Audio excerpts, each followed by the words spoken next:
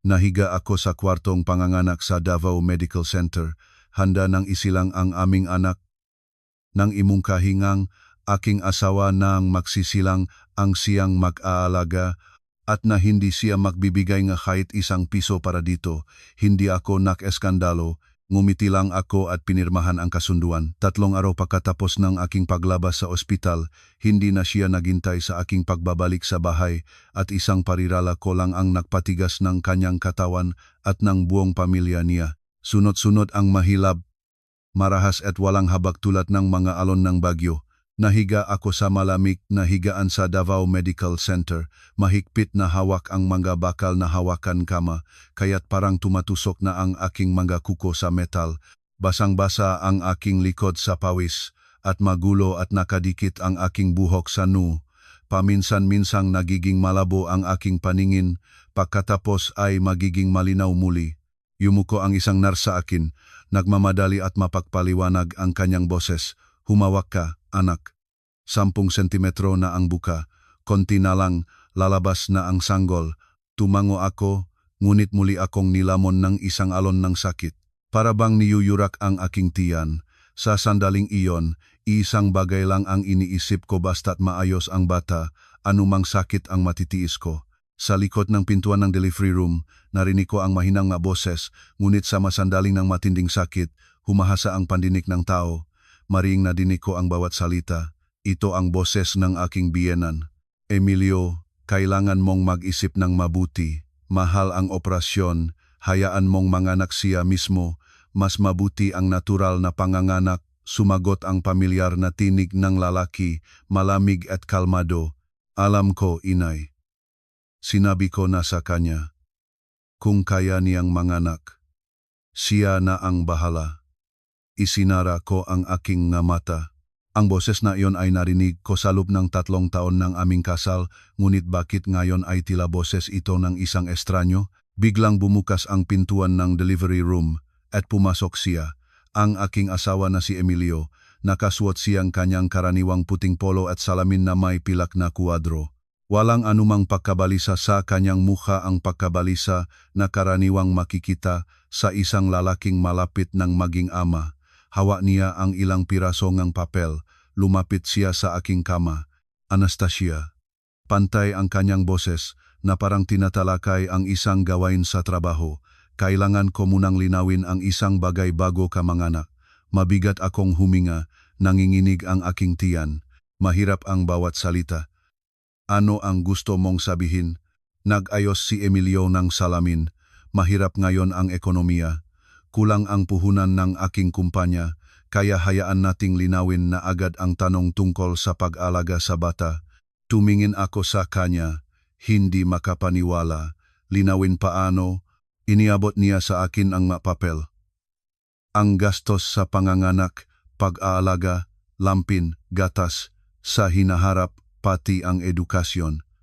Hatiin nating lahat ng pantay.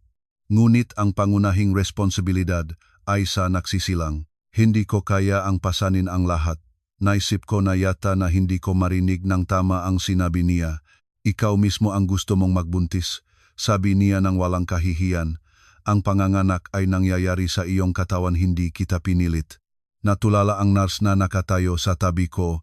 Tinitigan ko ang nanginginig na papel sa kanyang kamay, kung saan malinaw na nakaimprenta ang kasunduan tungkol sa responsibilidad sa pagpapalaki ng anak. Pagkatapos ng panganganak, bawat linya ay parang talim ng kutsilyo. Patuloy si Emilio nang walang anumang pagsisisi sa boses. Sa lahat ng kalagayan, hindi ako ang pumilit sa iyo na magbuntis. Ang kanyang huling parirala, tulad ng isang malamig na punyal, ay tumusok sa aking puso. Sa sandaling iyon, napakalakas ng hilap kaya halos natumba ako, ngunit mas masakit ang kanyang nga salita. 3 taon na ang nakakaraan. Nang ikasal tayo, hawak ni Emilio ang aking kamay at sinabi sa harap ng lahat ng mga kamag-anak, Anastasia, alagaan kita habang buhay. At ngayon, dito sa delivery room, habang malapit na akong manganak ng kanyang anak, ganito ang sinabi niya. Inilagay ni Emilio sa aking kamay ang ballpen. Pumirma. Pirmahan mo, hihintayin kita sa labas. Agad ko nakilala ang balpen na iyon. Ito ang balpen na regalong Mont Blanc niya sa akin noong kasal namin. Sinabi niya na ito ang pinakamahalagang simbolo ng aming pamilya. At ngayon, sa pamamagitan nito, kailangan ko itong gamitin para lagdaan ang isang kasunduang malamig tulad ng isang kontrata sa negosyo. Matagal akong tumingin sa balpen at pagkatapos ay biglang natawa ng malakas kaya natakot pa ang nurse. Sige, hiyaw ang aking boses sa sakit. Kung gusto mong kalinawan, magbigay tayong kalinawan. Nanginginig ang aking kamay. Maingat ko itinala ang bawat titik na aking apelyido magulo, ngunit may napakalaking lakas. Kinuha ni Emilio ang papel, binasa ng mabilis at tumanggap ng may kasiyahan. Lumiko siya para umalis. Emilio, tinawag ko siya, lumingon siya. Hinubad ko sa leg ang gintong kwintas, ang regalo niya sa kasal at inihagis ito sa sahig sa harap niya. Kunin mo ang iyo at umalis ka na. Sandaling nagbago ang mukha ni Emilio, ngunit sa huli ay yumuko pa rin siya. Pinulot ang kwintas at lumabas ng delivery room. Nagsara ang pintuan. Hinawakan akong nurse, nag-alala. Okay ka lang ba? Malalim akong huminga. Okay lang, ituloy natin. Kailangan ko pang manganak. 3 oras ang lumipas at pagkatapos ay malakas na iyak ang sumabog sa delivery room. Ipinanganak ang aking anak na babae. 3 kilo, lakas na lakas ng iyak. Nang ilapag narsiya sa aking dibdib, tumingin ako sa kanyang maliit na kulubot na mukha at dumaan ang luha sa aking mga mata. Ngunit sa pagkakataong ito, hindi na dahil sa sakit. Mula ngayon, kailangan mo lang ang iyong nanay, bulong ko. 2 oras pagkatapos ng panganganak, hindi pa rin lumitaw si Emilio. Pumasok sa kwarto ang aking biyanang si Doña Remedios. Tinuonan niya ang bungkos sa aking mga braso. Babae, may kaibig na nabas sa kanyang boses. Pagkatapos ay lumingon siya sa nurse. Makano ang natural na panganganak? Ipakita mo sa akin ang resibo. Tumingin ang nurse sa kanya na parang sira at hindi sumagot. Nakbulong-bulong si Bienan sa sarili at umalis. Sa lubang 3 araw sa ospital, 1 beses lang dumating si Emilio. Eksaktong 10 minuto. Isang tanong lang ang tinanong niya. Magkano ang kabuuan? Sinabi ko ang halaga. Tumango siya, sinabi. Ililipat ko na ang kalahati at umalis. Sa buong 3 araw na iyon, araw-araw dumating ang biyenan, ngunit hindi para tulungan ako o suportahan ang apo niya. Nagdala siyang maliit na notebook kung saan nirecord niya ang bawat pagkain sa ospital, bawat tableta na aking ininom para ma-invoice sa akin sa bandang huli. Ang manar sa ward ay nagmamasid sa akin ng may simpatya. Hindi nakatagal ang isa at nagtanong, paano mo ito tinitiis? Ngumiti lang ako. May ilang desisyon na hindi na kailangang sabihin. Sa 3 araw, sinuri ako ng doktor at sinabi na maari na akong makalabas. Tinawagan ko si Emilio. Ililabas na ako. Maari mo ba kaming sunduin? Maingay sa kabilang linya. Busi ako. Meeting sa mga kliyente. Magtaksi ka na lang. Ililipat ko ang kalahating ang pamasahe. Ilang segundo akong naktahimik. Sige. Ibinaba ko ang telepono at sinimulan kong tipunin ang aking mga gamit. Wala namang masyadong tipunin. Sa loob ng 3 araw, wala kahit anong dinala ang asawa at ang kanyang pamilya para sa bata. Binuksan ko ang maliit na bag na lihim kong inihanda ng maaga. Kinuha ang damit para sa bagong silang at bihisan ang aking anak na babae. Pagkatapos, hawak ng mahigpit siya sa aking dibdib, pinindot ko ang ibang numero. Tatay. Ang boses ng aking ama ay sumagot kaagad. Nandito na kami ni nanay sa labas ng ospital, anak. Sandali akong natulala at pagkatapos ay tahimik na sumagot, sige. Pagbaba sa labas, nakita ko ang pamilyar na kotseng aking ama, ang aking ina. Nang makita ang apo, ay agad na napaluha. Ay, apo ko, inakay niya ang sanggol na parang niyayakap ang buong mundo. Binuksan ng aking ama ang pintuan ng kotse, mapula ang kanyang nga mata. Sumakay ka na, anak, mahangin sa labas. Umalis ang kotse, ngunit hindi patungo sa bahay kung saan ako nakatira kasama ni Emilio, kundi sa kabaliktarang direksyon patungo sa bahay nga aking mamagulang. Binuksan ko ang aking telepono at nagpadala ng mensahe sa family group chat. Nagsilang na ako ng maayos. Malusok ang ina at anak. Simula ngayon, opisyal na naming tinapos ni Emilio ang aming relasyon. Ongon ako'y magdadalong aking apelyido. Nagsimula na ang makalihal na proseso. Pagkatapos na mapadala ang mensahe, pinatay ko ang telepono, isinandal ang ulo ko sa balikat ng aking ina at isinara ang aking mga mata. Alam ko na sa sandaling iyon, gumagawang ng ingay ang matelepono ni Emilio at ng buong pamilya niya, ngunit wala na itong kinalaman sa akin dahil may isang parirala akong inihanda ng maaga. At kapag sinabi ko iyon, manlalamig ang aking asawa at ang buong pamilya niya.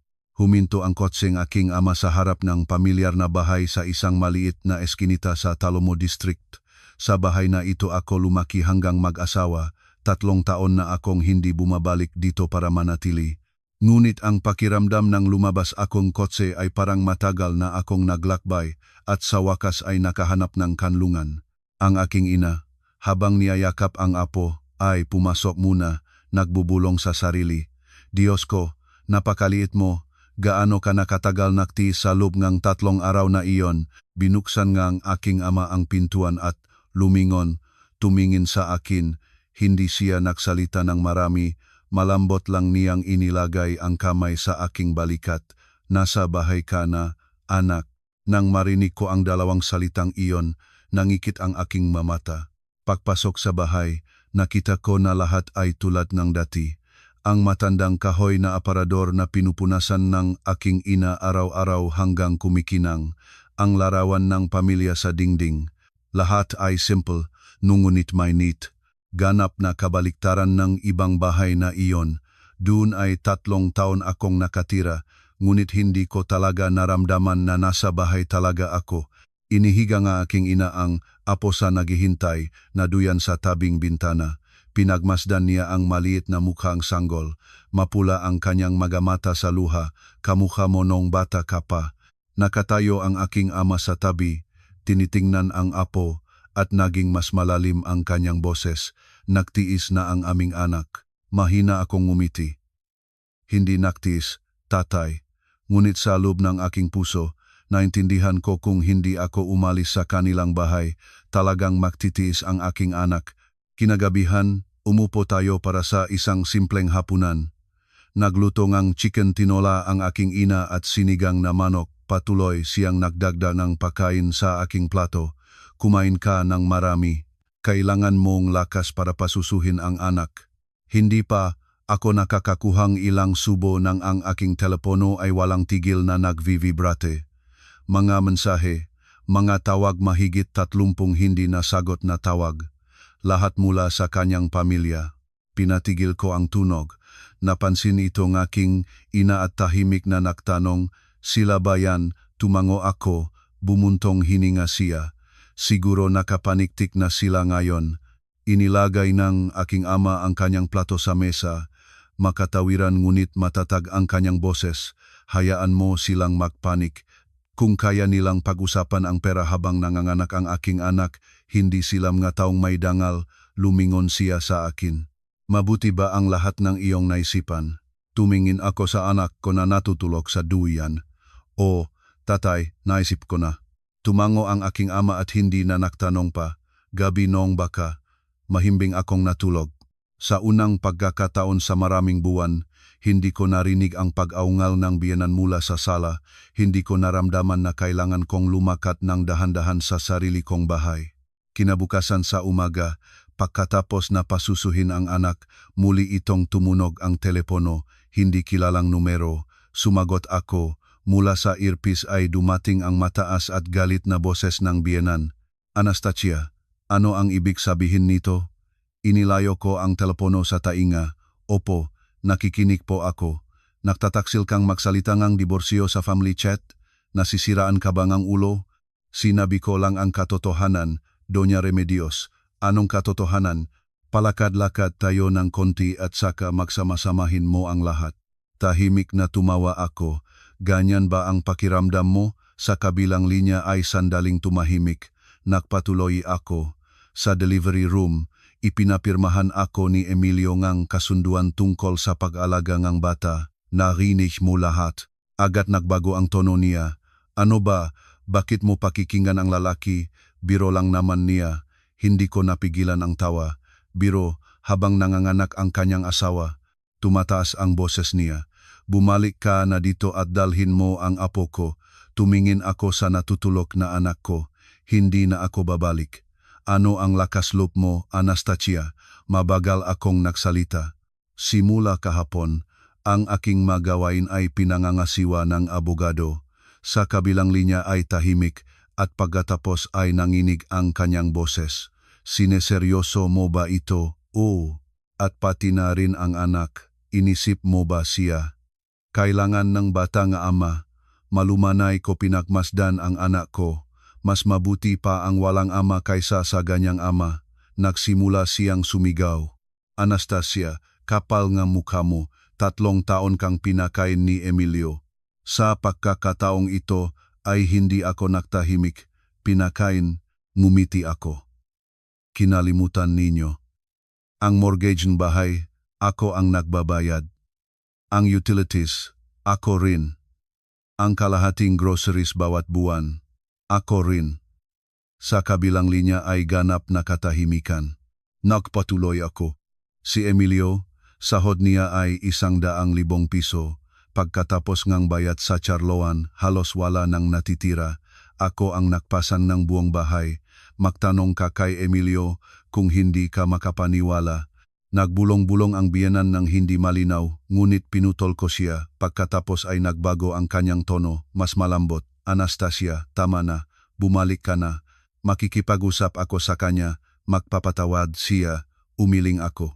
Hindi na kailangan. Ano ang gusto mo, diborsyo? Sa kabilang linya, matagal na katahimikan. Pagkatapos ay malamig niyang sinabi, sa tingin mo, kunin mo lang ang bata at tapos na. Apo siyang aming pamilya. Makikipag-usap sa inyo ang abogado ay ang aking maikling sagot at ibinaba ko ang telepono. Inilagay ang telepono sa mesa. Nakatayo ang aking ina mula panong simulan ng usapan. Hindi nila basta-basta iwan ang ganun ito. Tumango ako. Alam ko. Lumabas ang aking ama mula sa kwarto. Narinig niya ang buong usapan. Mabagal siyang nagsalita. Hayaan silang pumunta. Makikipag-usap ako sa kanila. Tumingin ako sa aking ama at naramdaman ko ang kaligtasan. Nang araw ding iyon, sa tanghali, nangyari ang aking inaasahan. Huminto sa harapan ng gate ang pamilyar na kotse ni Emilio. Lumabas siya, sinundan ng biyenan. Nagmamasid sa aming matandang bahay nang may pagamak ang biyenan. Kumatok si Emilio. Binuksan ng aking ama. Anong nangyari? Bahagya yumuko si Emilio. Pumunta ako para sunduin ang aking asawa at anak. Matagal na tumingin sa kanya ang aking ama at pagkatapos ay nagsalita. Wala ritong asawa mo. Natulala si Emilio. Tito, agad na sinalin ng biyenan. Ano ang sinasabi mo? Nandito ang aking manugang. Anak ko siya. Tahimik na sinabi ni aking ama. Anastasia ang anak ko. Kaagad na naging mainit ang atmosfera sa harapan ng bahay. Malalim na huminga si Emilio. Tito, hayaan mo po akong makausap si Anastasia. Lumingon ang aking ama sa loob ng bahay. Lumabas ka na anak. Lumabas ako. Hawak ang aking anak na babae. Si Emilio, nang makita ang anak, ay sandaling natitigan. Totoo ba ito, Anastasia? Tumingin ako sa kanya. Hindi mo ba nakita? Hindi siya sumagot. Lumapit ang biyenan, iniunat ang kanyang makamay. Ibigay mo sa akin ang apo ko para hawakan. Isang hakbang akong umatras. Hindi na kailangan. Nagliwanag ang kanyang mukha sa galit. Ano ang lakas loob mo? Masyado pa siyang maliit. Malinaw kong sinabi. Nagsalita na si Emilio.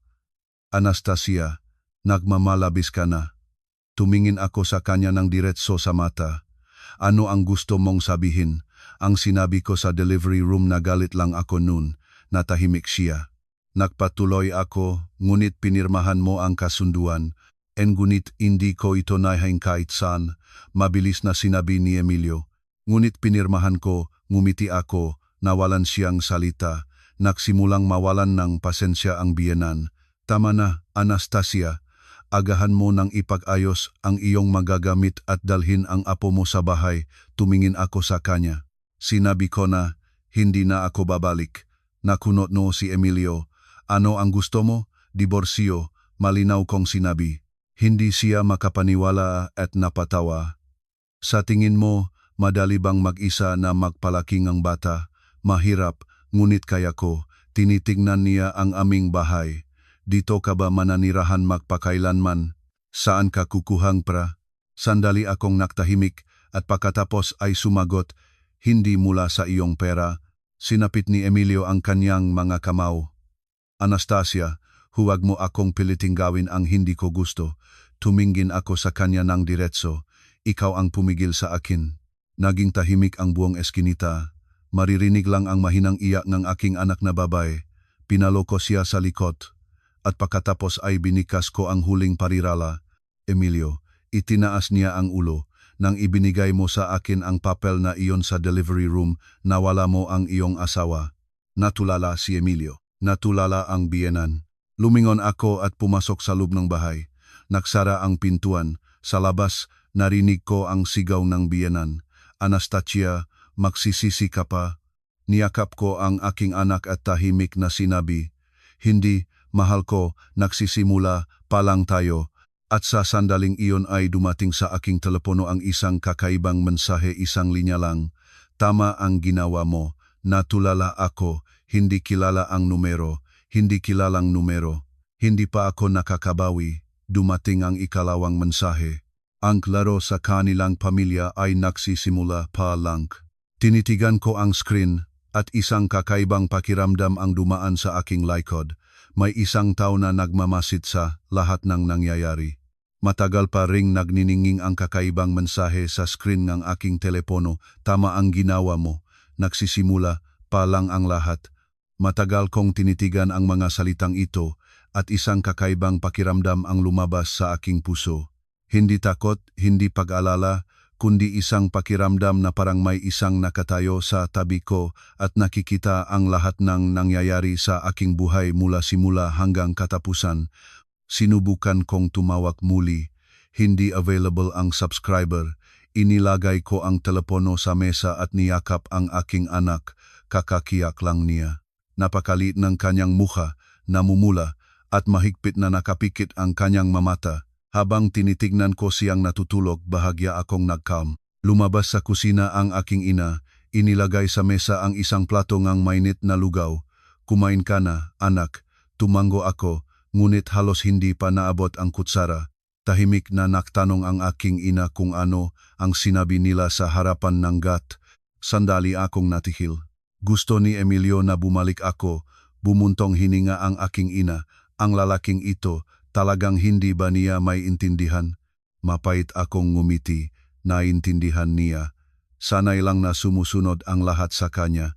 Ang aking ama, nakaupo sa sulok kasama ang diaryo ay nagsalita rin. Ang mga lalaking ganon ay sanay na lagi silang pinagbibigyan. Itiniklop niya ang diaryo. Tama ang ginawa mo. Ngunit hindi nagtagal ang kapayapaang ito. Sa ikalawang bahagi ng araw, nang matapos ko ng pasusuhin ang anak, muli itong tumunok ang telepono. Hindi kilalang numero. Sandali akong nagatubili, ngunit sumagot na rin. Mababa, napakakalmadong boses ng lalaki ang sumagot. Magandang araw. Nagulat ako. Sino kayo? Hindi na mahalaga. Nakunot no ako. Kung hindi ninyo, sasabihin kararating mo lang pagkakaawayan ni Emilio. Natulala ako. Sino kayo? Bahagyang ngumiti ang lalaki. Kaaway niya. Mas mahigpit ko hinawakan ang telepono. Minamasid ninyo ako. Paano ko pa alam ito? Sandali siyang natigil at pagkatapos ay nagsalita. Dahil kilala ko si Emilio. Medyo nagulat ako sa sagot na iyon. Kaibigan ninyo siya. Ako yung minagsamantala niya. Naging mas malamig ang kanyang boses.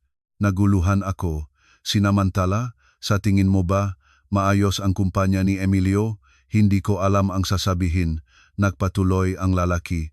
Sa loob ng 3 buwan, mabubangkarote ang kanyang kumpanya. Mas mabilis na tumaba ang aking puso. Ano ang sinasabi ninyo? Marami si Emilio na mga utang. Hindi ko alam. Alam ko. Tumigil siya sandali. Kailangan mong malaman. Naktahimik ako. Lumalaki ang aking pagkabahala. Bakit ninyo sinasabi ito sa akin dahil may anak ka? Ano ang kinalaman nito?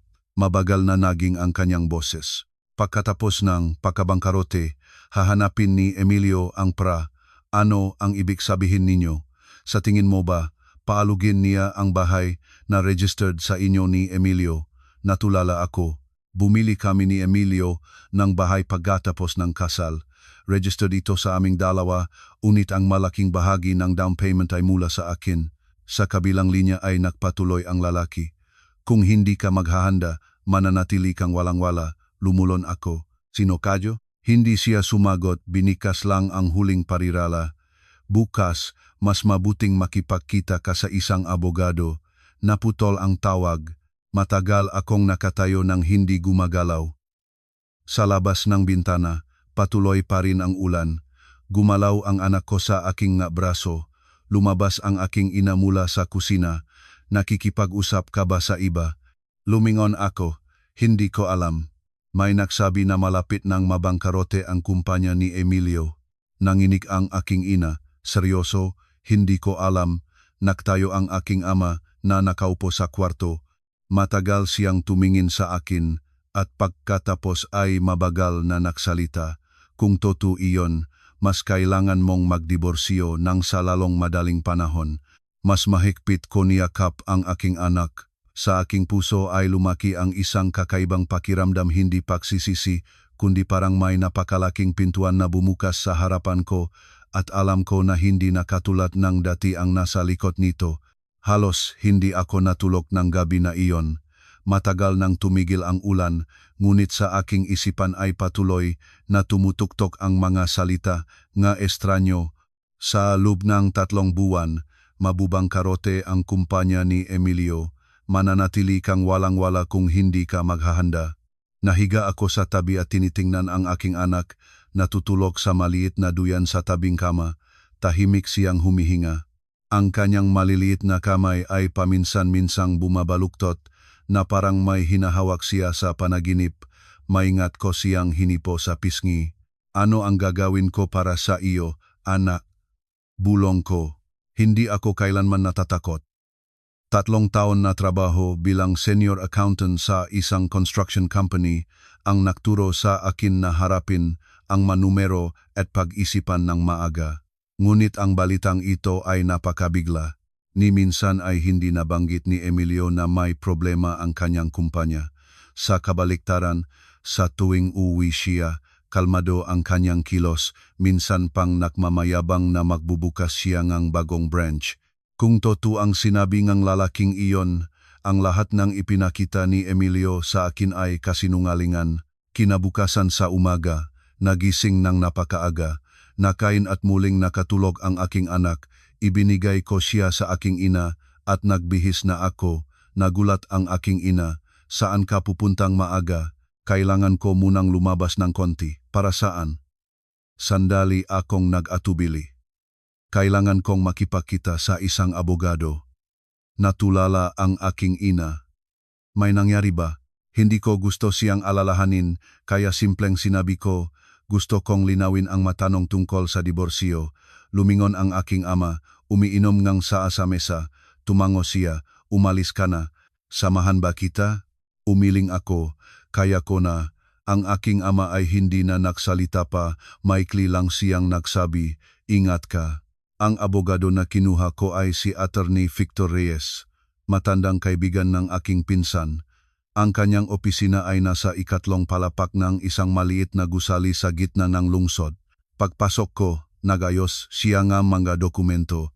Nang makita niya akong may dalang bag para sa mga gamit ng sanggol, medyo nagulat siya. Kayo si Anastasia? Opo. Nagtayo siya at inimbitahan akong umupo. Ikinalulugot ko ang inyong pinsan. Nais ninyo kumonsulta tungkol sa diborsyo. Tumango ako. Nagbuhos siya ng isang baso ng tubig sa akin. Kwentuhan mo ako. Ikinuwento ko sa kanya ang lahat mula sa pangyayari sa delivery room hanggang sa aking pagbabalik sa tahanan ng aking mga magulang. Napaka-attentive na nakikinig si Attorney Victor Reyes, paminsan-minsang nagtatala sa kanyang notebook. Nang matapos ako, nagtanong siya, mayroon ba kayong joint property kasama ang inyong asawa? O isang bahay? Sino ang nakatitle? Kaming dalawa. Tumango siya, at mga utang o pautang. Nagalinlangan ako. Dito, talagang hindi ko alam. Tumingin sa akin si Attorney Victor Reyes. Accountant kayo? Opo. Kaya dapat maunaawaan ninyo na kung ang inyong asawa ay nagutang sa panahon ng kasal, malamang na ito ay ituturing na joint debt. Nagtahimik ako. Ito mismo ang nagalala sa akin mula noong gabing nakaraan.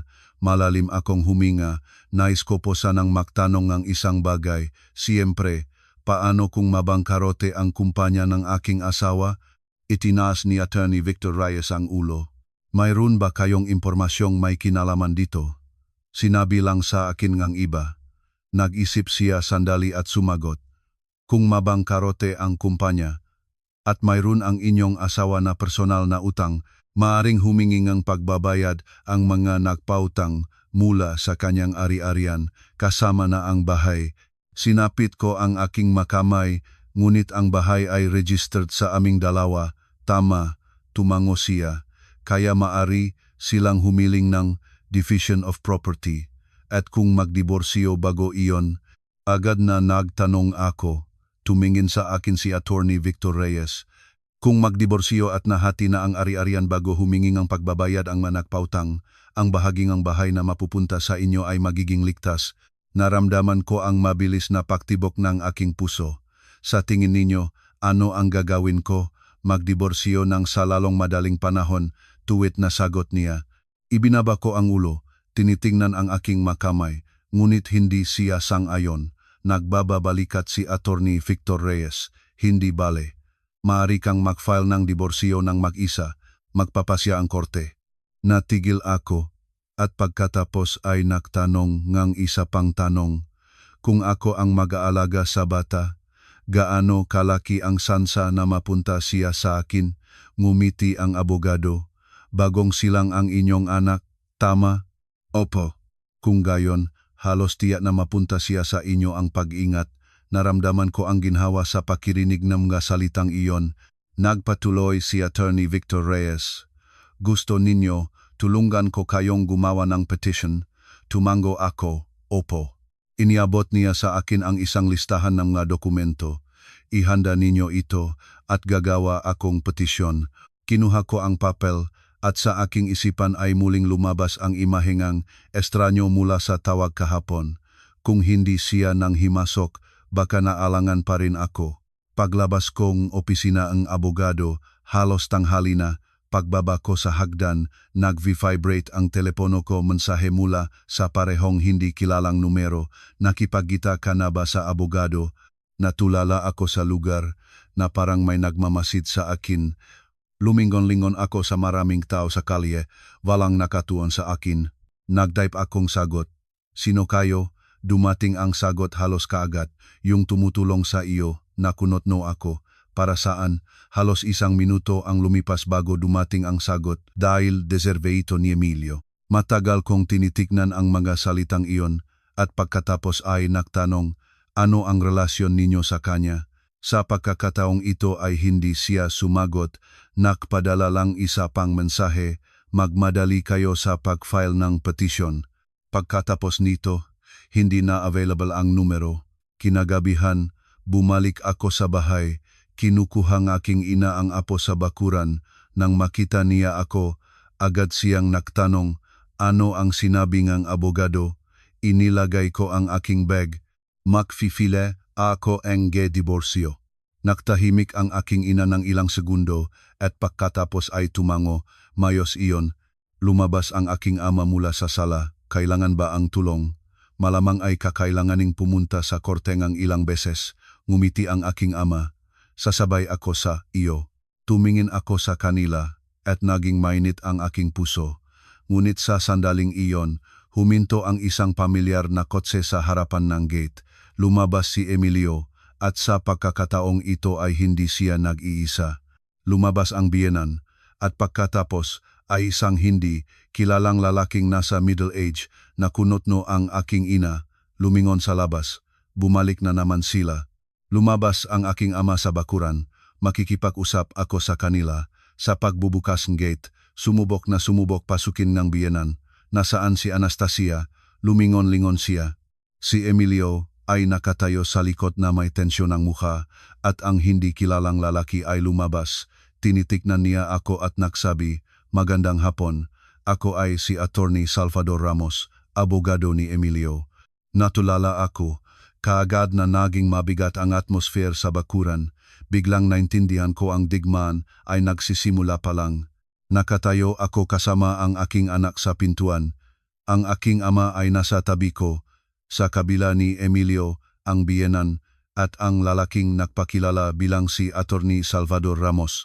Napakayos niyang damit puting polo, madilim na pantalon, may leather briefcase sa kamay. Halata na sanay siya sa mga ganitong sitwasyon. Magilo siyang ngumiti. "Kayo ba si Anastasia?" Tumango ako. "Opo." Mabilis siyang luminga sa aking anak at nagpatuloy. "Pahintulutan ninyo akong muling magpakilala. Ako ay si Attorney Salvador Ramos. Kinakatawan ko ang interes ni Emilio." Napakakalmadong kanyang boses, tulad ng isang taong sanay na sa mga alitan ng pamilya. Ang biyenan na nakatayo sa likod ay ibang-iba ang pag-isip. Tinitignan niya ako ng may halatang pagmumuhi. "Natapos ka na ba?" Ang totoo nito, hindi ako sumagot. Nagsalita muna ang aking ama. "Ano ang dahilan ng pagdating ninyo?" Lumingon ang abogado sa kanya. "Magandang hapon. Pumunta kami para subukang makasundo ang makabilang panig." Nangisi ang aking ama. "Makasundo?" Pagkatapos ay lumingon si Attorney Salvador Ramos sa akin. "Pagkatapos ang inyong desisyon na magdiborsyo, doon lang sumubok na humakbang si Emilio." Matagal niyang tinitignan ang aking anak na babay na may komplikadong ekspresyon sa mukha, ngunit hindi ko na gusto pang suriin ito. "Anastasia," tinawag niya. Hindi ako sumagot, tinitignan lang siya. "Ayaw kong diborsyo," nagpatuloy siya. Agad na nagsalita ang biyenan. "Narinig mo, hindi sang-ayon si Emilio." Lumingon ako sa abogado. "Pumunta ba kayo para sabihin ito sa akin?" Tumango siya. "O, sinabi sa akin ni Emilio na gusto mong magdiborsyo, ngunit dapat kang mag-isip muli." "Bakit?" Direkta akong nagtanong. Sandali nagdalawang isip si Attorney Salvador Ramos at pagkatapos ay nagsabi, "Ang diborsyo ay hindi simpleng bagay, lalo na kapag may maliit na bata." Agad na pinunan ng biyenan. Kahit ang abogado ay ganyan ang sabi. Patuloy akong tinitingnan si Attorney Salvador Ramos. "Ipagpatuloy ninyo." Binuksan niya ang kanyang briefcase at kumuha ang isang folder ng mga dokumento. "Alam ninyo ba na ang division of property sa diborsyo ay magiging napakahirap?" "Alam ko," tahimik na sumagot ako. "Ang bahay ay registered sa aming dalawa." Tumango si Attorney Salvador Ramos, ngunit si Emilio ay may ilang financial difficulties ngayon. Sa mga salitang iyon, nanginig ang aking puso. Agad na lumabas sa aking isipan ang masalita ng estranyo mula sa tawag kahapon. Sa loob ng 3 buwan, mabubang karote ang kumpanya ni Emilio. Tumingin ako kay Emilio. "Anong makahirapan?" Kaagad na lumayo ang tingin ni Emilio. Sumagot sa kanya ang abogado. "Ang kumpanya ni Emilio ay mayroon ngayong malaking pautang na kunotno ang aking ama." "Gaano kalaki?"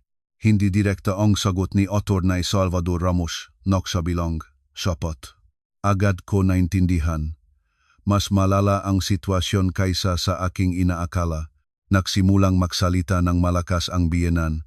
"Nakita mo, may mga kahirapan ang kumpanya at ngayon gusto mo pang magdiborsyo."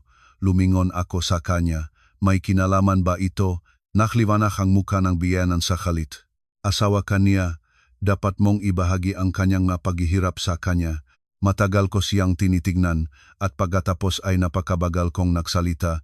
"Ngunit kinalimutan ninyo, sa delivery room, malinaw na sinabi ni Emilio, ang nagsisilang, ang mag-aalaga." Sa mga salitang iyon, tahimik ang buong bakuran. Sinapit ni Emilio ang kanyang makamao. Anastasia, huwag mo nang banggitin iyon. Tumingin ako sa kanya. Sinusundan ko lang ang kasunduan ninyo. Sinalin na ang abogado. Anastasia, naintindihan ko na nagagalit ka. Ngunit kung magdiborsyo ka ngayon, hindi ito magiging kapaki-pakinabang sa iyo. Sa anong kahulugan? Muling naktanong ako. Diretso sa aking mga mata tumingin si Atty. Salvador Ramos. Kung ang kumpanya ni Emilio ay magkakaroon ng financial problems, maring humingi ang mga nagpautang ng pagbabayad mula sa kanyang ari-arian, kasama na ang bahay. Agad na nagsabi ang aking ama na nakatayo sa tabi ko, ngunit prangang aking anak ang pumasok sa bahay na iyon. Tumango ang abogado. Alam ko, ngunit sa dokumento, ito ay joint property. Perpekto kong naiintindihan ito, kaya naman pumunta ako kay Attorney Victor Reyes kanina. Ano ang gustong sabihin ninyo? Isinara ni Attorney Salvador Ramos ang folder. Nais ko po kayong payuhan. Sa ngayon, mas mabuting huwag munang magdiborsyo. Agad na tumango ang biyenan. Tama, hintayin mo munang gumaling ang negosyo. Natawa ako. Hindi malakas, ngunit sapat para mapahinto ang lahat. Gumaling. Tumingin ako kay Emilio. Kailan? Nang hindi sumagot si Emilio, naktahimik din ang abogado. Tinitignan ko silang tatlo at malinaw na nagsalita. Attorney Ramos, sabihin ninyo ng tapat kasama ba sa utang ni Emilio ang personal na pautang. Sandali siyang natulala, sapat na iyon para maunawaan ko ang lahat. Lumingon ako kay Emilio. Makano ang iyong utang? Nakunot no si Emilio. Wala kang pakialam doon.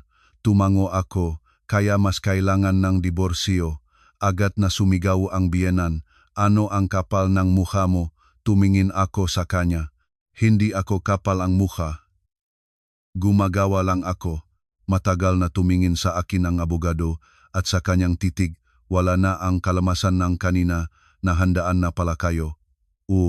Hindi na ako naktatangging. Bumuntong hininga siya. Matalino kayo. Ngumiti ako.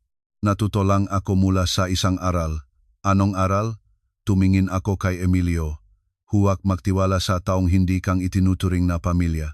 Natulala si Emilio. Nagpatuloy ako. Nangaraw na iyon sa delivery room. Ikaw mismo ang putulin lahat. Dumaan ang banayat na simoying hangin sa bakuran. Gumalaw ang aking anak. Mas mahigpit ko siyang niyakap. Isinara ng abogado ang kanyang briefcase.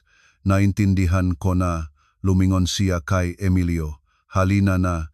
Agad na naktutol ang biyenan. Hindi. Ang apo ko tumingin ako sa kanya. Huwag kang mag-alala. Magpapasya ang korte. Itinuro niya ako ng kanyang daliri. Hintayin mo. Ngunit si Emilio ay lumiko na at patungo sa gate. Wala na siyang nasabi pa. Bago pa man umupo sa kotse, lumingon siya at tumingin sa akin. Sa kanyang titig, sa unang pagkakataon sa 3 taon, hindi nagalit o pagamak ang nakita ko kundi pagsisisi. Ngunit huli na. Umalis ang kotse. Malalim na huminga ang aking ama. Hindi nila basta-basta iwan ang ganon ito. Tumango ako. Alam ko. Kinuha aking ina ang aking anak mula sa akin, ngunit tama ang ginawa mo.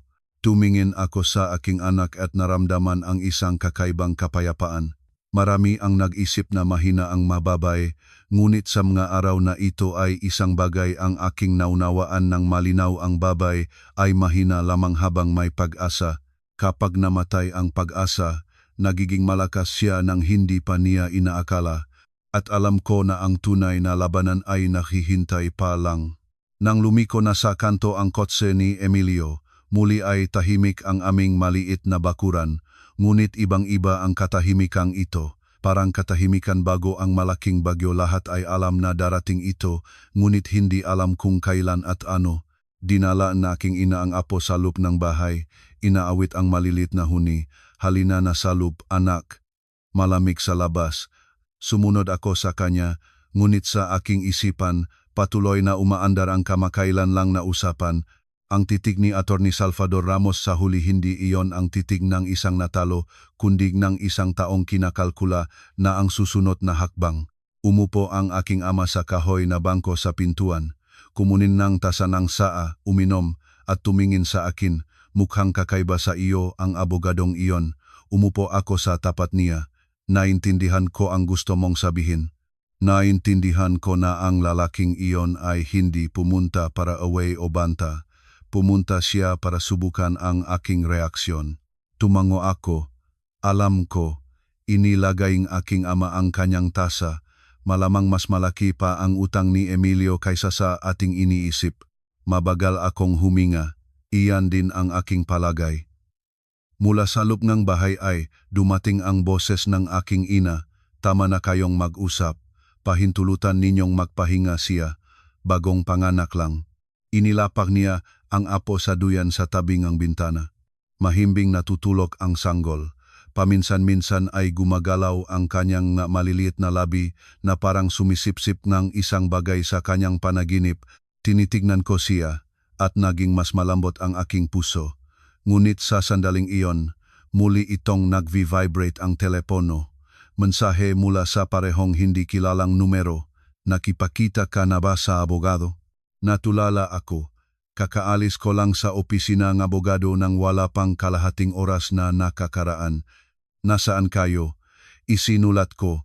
Kaagad na dumating ang sagot. Malapit. Dumaan ang lamig sa aking likod. Minamasit ninyo ako. Pagkatapos ng ilang segundo, nag-vibrate ang telepono. Hindi. Alam ko lang kung paano lalabas ang lahat. Nakunotno ako. Sino kayo? Sa pagkakataong ito, hindi siya agad sumagot. Halos isang minuto ang lumipas bago dumating ang bagong mensahe. Noong panahong nakipagtulungan ako kay Emilio at pagkatapos ay tinatamaan niya ng mababang paraan. Binasa ko ang mensaheng ito ng 2 beses. Gusto ba ninyong magiganti? Pagkatapos ng ilang oras, dumating ang sagot. Hindi. Gusto ko lang makita ang katotohanan. Pagkatapos nito ay tumagilid ang telepono, ngunit sa aking puso ay lumalaki ang pagkabalisa. Nagsimula ko nang maunawaan na ang taong ito ay hindi nakataon lang na lumabas. Lihim siyang nagmamasid sa lahat ng nangyayari. Sa hapon, tumawag si Attorney Victor Reyes. Anastasia, opo, Attorney Reyes. Natanggap ng korte ang dokumento. Nalaman ko na. Medyo nagulat siya. Ganun kabilis nalaman mo? Ngumiti ako. Sinabihan ako. Hindi siya nakpaliwanag pa, nagsabi lang. Malamang sa mga darating na araw ay mag-file ang Emiliong counter petition. Maging handa ka. Tumango ako. Sige. Sandali siyang natigil at pagkatapos ay nagpatuloy. Ngunit may isa pa, ang bangko. Biglang nahigpit ang aking puso, ang bahay na naipangako. Alam ko, kakatapos lang nilang magpadalang abiso. Kung sa loob ng 2 buwan ay hindi mababayaran ang bahagi ng utang, magsisimula silang magproseso ng pagkuha ng ari-arian. Mas mahigpit ko hinawakan ang telepono, 2 buwan. Hindi makakahanap ng ganyang pera si Emilio. May paraan ba para maiwasan ito? Nagtanong ako. Mayroon, anong paraan? Kung magpapasya ang korte ng diborsyo at pansamantalang ipagbawal ang lahat ng transaksyon sa bahay, sandali akong nagtahimik. Kailangan ay kumilos tayo ng mabilis. Tama, siguradong nagsabi si Attorney Victor Reyes. Pagkatapos ng tawag, matagal akong nakatayo sa bakuran. Natutulog ang apo sa duyan. Lumabas ang aking ina sa aking tabi. Nang makita ang aking nag-iisip na mukha, nagtanong siya, may nangyari ba, anak? Ikinuwento ko sa kanya ang lahat. Maaring kunin ngang bangko ang bahay. Natulala siya. Diyos ko, lumabas din ang aking ama, narinig ang lahat. At ano na ngayon ang gagawin? Tumpak na nagtanong siya. Kailangan ng korte na ipagbawal ang mga transaksyon sa bahay. Tumango ang aking ama. Gawin mo kung ano ang sinasabi ng iyong abogado. Kinagabihan, habang kumakain, muli itong tumunok ang aking telepono. Sa pagkakataong ito hindi mensahe, kundi tawag, numero ngang biyenan. Ilang segundo ko tinitingnan ang screen, at pagkatapos ay sumagot. Dumating kaagad ang kanyang boses. Anastasia. Opo. Tahimik kong sumagot. Talagang nag-file kang diborsyo? Opo, malalim siyang huminga. Anong matalino? Nagtahimik ako. Inisip mo na maaari kang makatakas sa amin, nagpatuloy siya. Ano ang gusto ninyong sabihin? Nagtanong ako. Malamig siyang natawa. Ang bahay ay naipangako. Sa tingin mo ba magpapasya ang korte at tapos na? Mabagal akong nagsalita. Ito ang gagawin ng abogado. Biglang sumigaw siya. Walang pasasalamat. May mga kahirapan si Emilio at tatalikuran mo siya. Naramdaman ko ang isang halong tawa at kapaitan sa aking puso. Doña Remedios, alaala ninyo ang delivery room. Sa kabilang linya ay tahimik. Nang ibinigay sa akin ni Emilio ang papel na iyon para pirmahan, nakatayo kayo sa labas ng pintuan, wala siyang sinabi. Napakatahimik kong idinagdag. Ang unang umalis sa pamilya ay hindi ako, matagal na pahinga. At pagkatapos ay isang pariralang nagulat sa akin ang kanyang sinabi, sa tingin mo ba na basta na lang naming hahayaang mangyari ito? Ano ang gagawin niya? Nagtanong ako. Makikita mo, malamig niyang tumawa, naputol ang tawag. Inilagay ko ang telepono sa mesa. Tumingin ang aking ama sa akin. Ano ang sinabi niya? Nagbanta siya. Ngunit sa aking puso, naintindihan ko na hindi pa ito ang katapusan. Gabi, habang inaawit ko ang aking anak para matulog, muli itong nagvivibrate ang telepono. Mensahe mula sa estranyo, mag-ingat kayo. Agad akong sumulat ng nagsagot. Anong nangyari? Pagkatapos ng ilang segundo, dumating ang mensahe. Naghahanda si Emilio para ibenta ang kanyang kumpanya. Mas mabilis na tumaba ang aking puso. Sigurado kayo? Sigurado. Saan ninyo nalaman?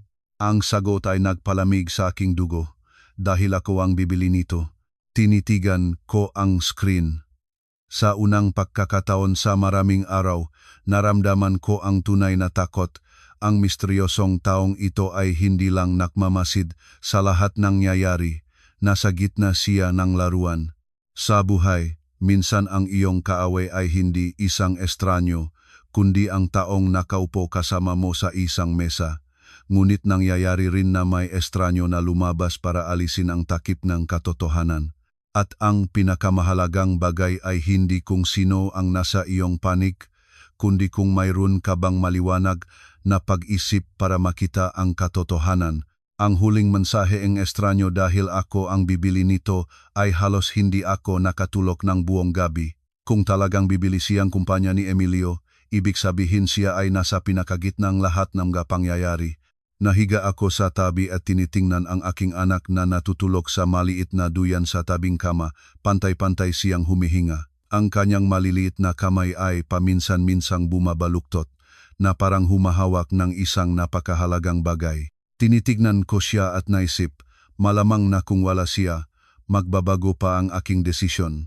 Malamang na kung wala siya, maari pa akong makipag-usap kay Emilio. Ngunit ngayon, hindi na. Hindi ko maaring payagan ang aking anak na lumaki sa patuloy na takot na bukas ay wala na kaming matitirhan. Kinabukasan sa umaga, habang inihahanda ang gatas para sa anak, tumawag si Attorney Victor Reyes. Anastasia? Opo. Attorney Reyes, natanggap ng korte ang abiso. Sa anong araw? Sa Makalawa, sandali akong natulala. Mas mabilis kaysa sa aking inaasahan. Kailangan ng makabilang panig na dumalo. Alam ko, nagpatuloy si Attorney Victor Reyes. Sa unang pagdinig, malamang natatalakayin ang usapin ng pagbabawal sa bahay. Mabuti iyon. Natigil siya at pagkatapos ay nagdagdag. Ngunit kailangan mong maging handa. Sa maaring humingi si Emilio ng custody sa bata. Natulala ako, ngunit bagong silang ang bata alam ko, ngunit pinahihintulutan ng batas ang kanila na mag-file ng ganoong kahilingan. Tinitingnan ko ang aking anak sa duyan at lumabas ang instinct ng isang ina, hindi takot, kundi matibay na paniniwala. Hindi siya makukuha niya. Bahagyang gumiti si Attorney Victor Reyes, iyon din ang aking palagay. Pagkatapos ng tawag, matagal akong nakaupo sa tabing duyan, natutulog ang anak. Ang kanyang maliliit na labi ay nakipit na parang nagagalit siya sa isang bagay sa kanyang panaginip. Malumanay ko hinipo ang kanyang pisngi, walang kukuha sa iyo mula sa nanay. Sa sandaling iyon, may huminto sa harapan ng gate, lumabas ang aking ama at bumalik, may bisita ka, lumabas ako sa pintuan, sa harapan ng gate ay nakatayo ang isang hindi kilalang lalaki. Mga 30 ilang taong gulang, nakasuot ng maitim na polo matangkad, seryosong mukha. Ilang segundo niya akong tinitignan at nagsabi, "Magandang umaga." Naniniwala ako na alam na ninyo kung sino ako. Natulala akong nakatayo. "Sino kayo?" Bahagya siyang lumapit. Sa tingin ko, napansin na ninyo. Mas mabilis na tumaba ang aking puso. "Kayo ang nagte-text sa akin," tumango siya. "O ako ang nagte-text sa inyo." Naging kakaiba ang atmosphere sa bakuran. Ang aking ama ay nakatayo sa aking likod. Naingatan ang kanyang titig. "Ano ang gusto mo sa aking anak?" Lumingon ang lalaki sa kanya at bahagya yumuko. "Patawarin ninyo ang biglaang pagdating. 2 o 3 minuto lang po ang kailangan ko." Tumingin ako sa kanya. "Paano ninyo ako nakilala?" Mapait na ngumiti si Arturo. "Dati, kami ni Emilio ay nagtatrabaho sa iisang proyekto at pagkatapos ay dinala niya ang pera at nawala." Nakunot-no ang aking ama, panlolo ko. Hindi itinanggi ni Arturo. "Maari mong sabihin iyan. Bakit kayo pumunta?" Nagtanong ako. Direkta sa aking mga mata tumingin si Arturo. "Gusto kong malaman ninyo ang isang bagay." "Anong bagay?" Mabagal siyang nagsalita. "Naghahanda si Emilio para ibenta ang kanyang kumpanya. Alam ko." Bahagya siyang nagulat. "Alam mo na." Nahulaan ko. Tumango si Arturo, "Ngunit may isang bagay na hindi mo alam." "Anong bagay?" "Ang pera mula sa pagbebenta ang kumpanya ay hindi sapat para mabayaran ang lahat ng utang." Malalim na huminga ang aking ama. "Diyos ko. At ano ang gagawin niya?" Agad kong nagtanong. Direkta sa aking mamata tumingin si Arturo. "Sa tingin mo?" Sa aking isipan ay agad lumabas ang imahe na aming bahay ang bahay nanay pangako. Kung ang pera mula sa kumpanya ay hindi sapat, ang natitirang asset ay ang bahay na iyon. Ibebenta niya ang bahay. Mabagal kong sinabi. Tumango si Arturo. "Tama." Agad na nagsabi nga aking ama, "Ngunit ang bahay ay registered sa dalawa." Tumingin si Arturo sa akin. Kaya naman nag-atubili siya sa diborsyo. Sa mga salitang iyon, maraming bagay ang naging malinaw. Ang pagdating ng Attorney Salvador Ramos na may mungkahingang pagkakasundo. Ang sinabi ni Emilio na ayaw niya ng diborsyo. Lahat nege iyon ay hindi dahil sa damdamin kundi dahil sa oras. Kailangan niya ng oras para makahanap ng pera. Ngunit ngayon na nag-file kang petition, kailangan niyang magmadali. Nagpatuloy si Arturo. "Bakit ninyo tinutulungan ako?" Nagtanong ako. Natigil siyang ilang segundo at pagkatapos ay simpleng sumagot, "Dahil ang ilang tao ay hindi dapat manalo." Dumaan ang banayad na simoy ngang hangin sa bakuran. Naya ng konti ang aking anak. Kinuha ko siya. Tinitignan ni Arturo ang sanggol at tahimik na nagsabi, "Tama ang ginawa ninyo. Ang pag-alis kay Emilio iyon ay tamang desisyon." Hindi ako sumagot, ngunit sa aking puso, alam ko kahit anong hinaharap ang nahihintay sa akin, hindi na ako magbabalik. Pagkaalis ni Arturo, ang aming maliit na bakuran ay muli ay tahimik. Ngunit ang katahimikang ito ay parang paghihintay ng bagyo. Nang alam mo na darating ito, ngunit hindi alam kung kailan. Dinala ng aking ina ang apo sa loob ng bahay, inaawit ng mahinang huni. Sumunod ako sa kanya, ngunit sa aking isipan ay patuloy pang umaandar ang kamakailang usapan. Nais ng aking ina na malaman ang sinabi niya. Talagang sinabi niyang iyon, "Anak." Tumango ako, "O." At naniniwala ako sa kanya. Pinagpag ng aking ina ang ulo, namumula ang kanyang mamata. 3 taon na ang nakaraan, naisip ko na nag-asawa kang isang mapagkakatiwalaang lalaki. Hindi ko ito inaasahan. Ngumiti ako. "Ako rin. Ngunit alam mo, may mga bagay sa buhay na may intindihan mo lang kapag dumaan na sa mga ito. May mga babala ng maaga pa, pinili ko lang na hindi paniwalaan ang maiyon." Madalas nang dumating late si Emilio. Patuloy na nakpapalit ng password sa telepono at kapag pinag-usapan ang pera, sinasabi niyang nasa ikot pa. Noon, naisip ko na abala siya sa negosyo. Ngayon ay naiintindihan ko na nanlulubok siya. Sa hapon, tumawag si Attorney Victor Reyes. Anastasia, opo, Attorney Reyes, mayroon akong dapat sabihin sa iyo ng maaga. Biglang naging tensyonado ako. Anong nangyari? Kagabi ay nagpadala NG motion ang abogado ni Emilio. Humihingi sila na pansamantalang ipagpaliban ang Division of Property. Nakunot nu ako. Sa anong batayan? Ang kumpanya ni Emilio ay nasa prosesong isang deal para sa pagbebenta. Humigpit ang aking puso. Lahat ng sinabi ni Arturo ay natutupad. Sa tingin ninyo, ano ang gusto nila? Nagtanong ako. Kailangan nila ng oras. Direkta ang sagot ni Attorney Victor Reyes. Naniniwala ako na gusto ni Emilio na ibenta muna ang kumpanya, bayaran ang utang, huminga ako, at pagkatapos ay ang bahay ang susunod na gagalawin. Malamang, ngunit kung hindi sapat ang pera mula sa kumpanya, natigil si Attorney Victor Reyes, ang bahay ay papasok sa laruan. Tinitignan ko ang aking natutulog na anak sa duyan at malinaw na naintindihan, si Emilio ay hindi na nag-isip ng pamilya. Sinusubukan na lang niyang iligtas ang kanyang sarili. Kinagabihan, habang kumakain, muli itong tumunog ang aking telepono. Sa pagkakataong ito, mula sa isang napakapamilyar na numero. Si Emilio. Tinitingnan ko ang screen ng ilang segundo. Emilio ba yan? Nagtanong ang aking ama. O, sagutin mo. Lumabas ako sa pintuan at pinindot ang button. Ang boses ni Emilio sa earpiece ay mas malabaw kaysa dati. Wala ang katigasan ng manakaraang araw. Anastasia, nagtahimik ako. Gusto ko pong makipag-usap. Nag-usap na tayo. Maingay si Emilio. Ang nangyari sa harapan gate ay hindi kasama. Ngumiti ako. Sa tingin mo simple lang itong gaway. Sandali ay natigil si Emilio. Anastasia, hindi mo kayang mag-isa na palakihin ang bata. Nagpapalaki na ako, sumagot ako, ngunit pagkatapos. Ang magiging mangyari pagkatapos, tingnan natin. Mas naging matigas ang kanyang boses. Napakastuborno mo, bumuntong hininga ako. Emilio, tumawag ka lang para sabihin iyon. Biglang binabaan niya ang kanyang boses. Patawarin mo ako, sandali akong natulala. Sa 3 taon ng aming kasal, bihira ko itong narinig mula sa kanya. Ngunit hindi ako naramdaman ng ginhawa, pagkaantala lang.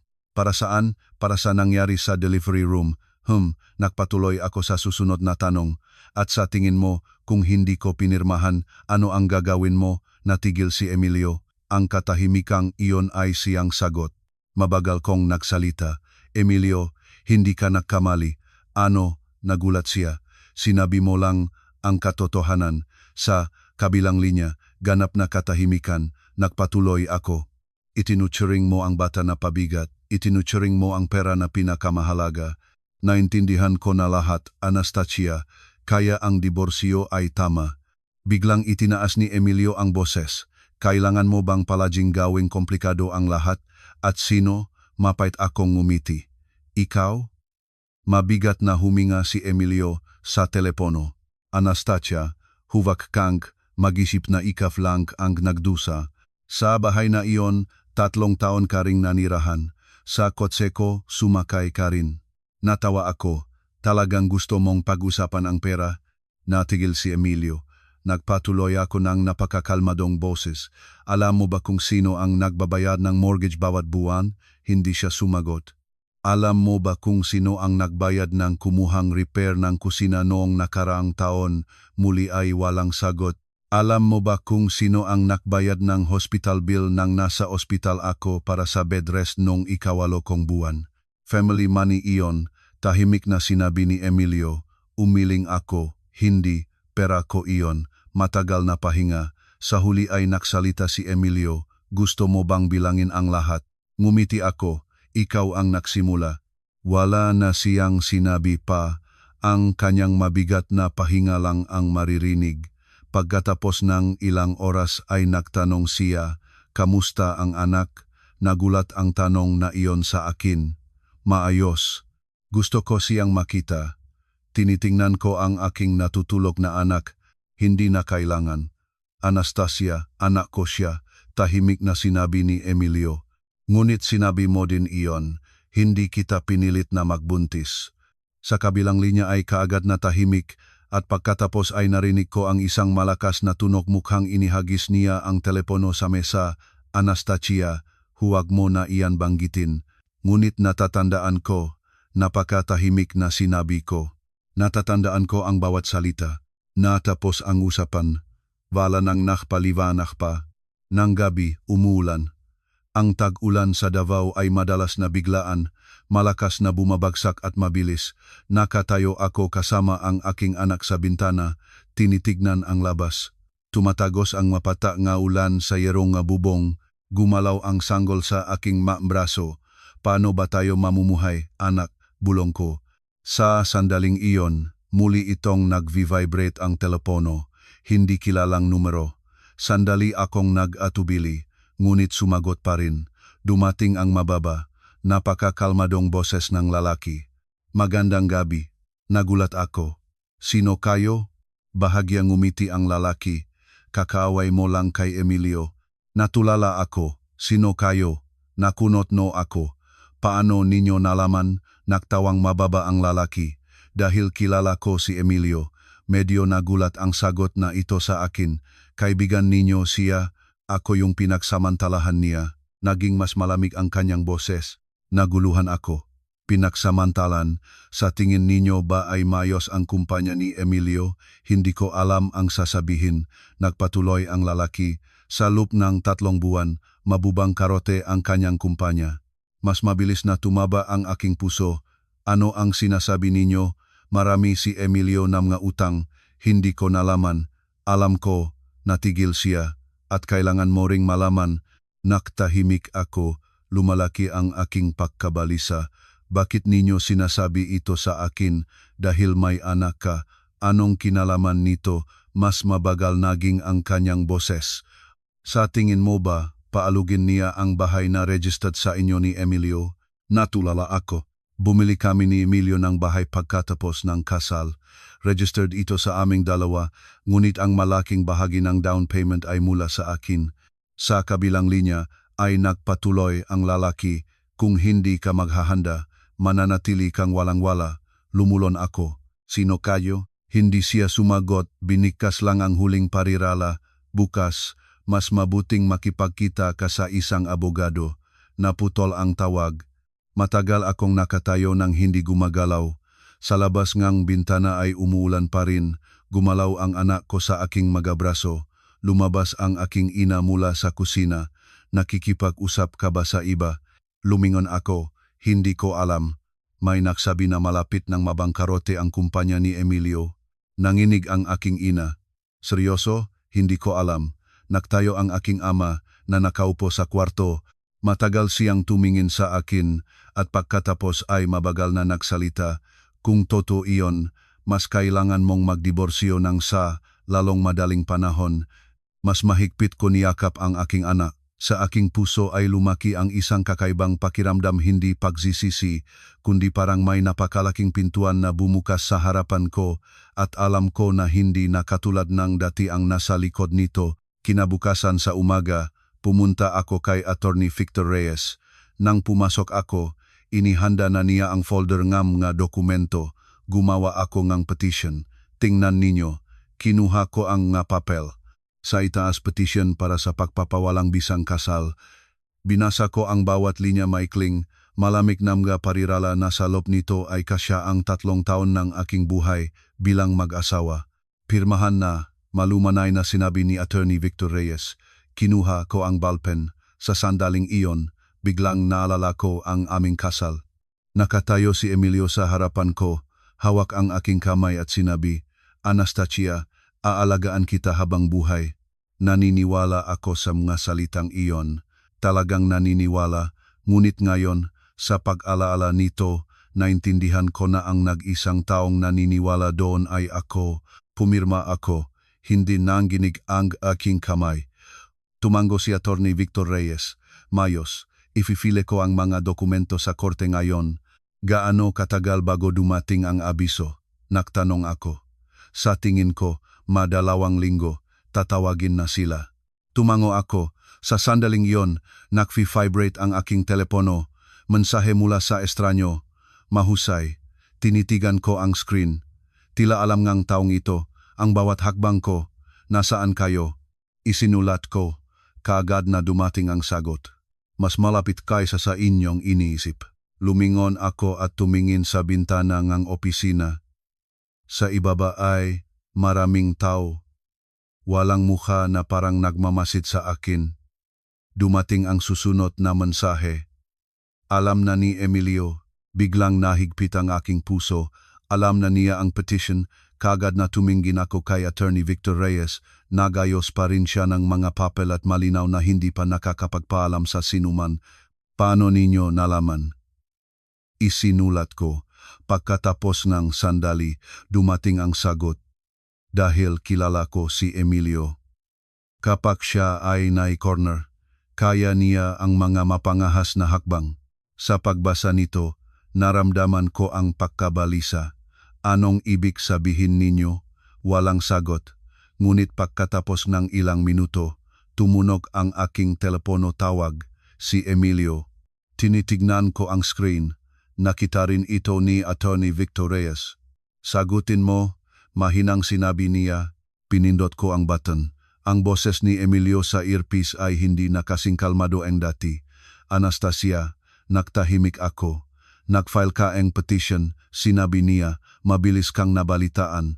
Tuyo ang tawa ni Emilio. Sa tingin mo, may tatago ka sa akin. Tumawag ka para sabihin iyon. Tahimik ko nagtanong. Natigil siyang ilang segundo at pagkatapos ay nagsabi ngang hindi ko inaasahan. Gusto mo ngang diborsyo? Sige, ngunit ang bahay ay hindi mo makukuha. Mas mahigpit ko hinawakan ang telepono. Anong ibig sabihin? Naipangako ang bahay, malamig niyang sinabi, papasyahin ng korte, ngunit hindi ko hahayaang kunin mo ang lahat. Sa likod, narinig ko ang boses ng biyenan. Tama, bahay iyan ng anak ko. Malalim akong huminga. Emilio, naalala mo ba na ipangako mo ang bahay nang wala ang aking pirma? Natigil si Emilio. Nagpatuloy ako. Inihanda ng aking abogado ang lahat. Mas mabuting mag-alala ka sa iyong kumpanya.